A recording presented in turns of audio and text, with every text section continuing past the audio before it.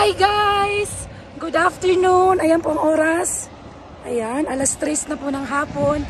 Ito po yung gusto kong puntahan. Ayan. Dito po ito sa Colorado, USA. Ayan po yung bundok. Kung napapansin niyo po yan, ayan. Umuulan po ng snow. So, alam ko po may snow sa Minnesota, pero wala pang bundok. Diba? Napapansin niyo po yan? Share ko lang po. Ayan. Ayan siya. Ayan yung panel na pinasukan namin kanina. Ayan. Ayan yun siya. I'm busy.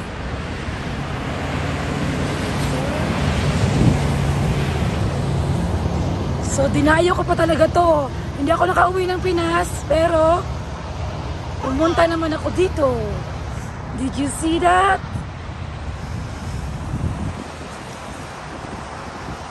Welcome to Colorado. O, diba? Ayan o, nakapansin niyo po yan. Ayan. Yun yung pinakamataas. Ayan, syempre. So, yan yung guys. Yan yun. Yan yung pinunta ko dito. Kung napapansin niyo po. Ayan. Ayan siya. Mamaya, kung napapansin niyo po, ayan. May butas. Ayan yung panel. Papakita ko po sa inyo. Pagkalis namin, pabalik. Makikita mo, papasok kami dyan. Kung ilang minutes po. Ayan. Ang taas oh. Ang taas po yan. Sumulang po na ang snow.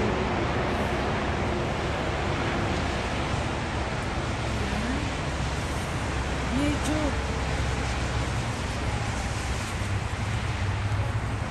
ang ganda ng snow dito. So umuulan siya ng snow. Ayan.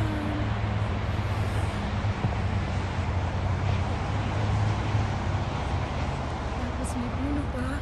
Meron pa siyang bundok. Ayan mo si Bunso.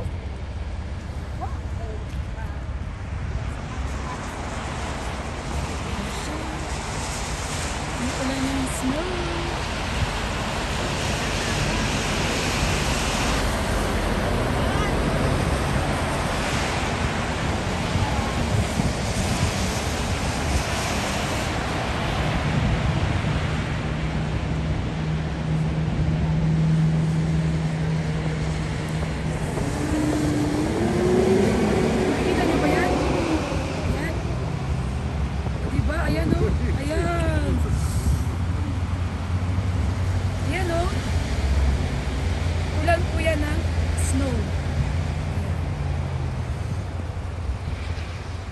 Siya doon.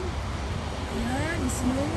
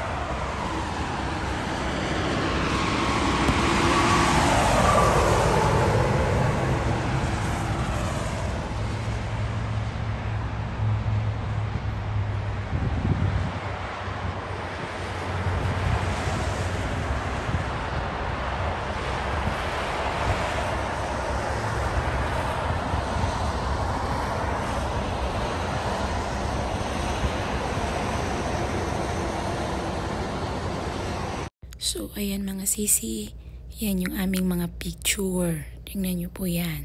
Ebidensya. Yan po yung pinakamataas na mountain sa Colorado. Araw-araw yan. 7 buwan.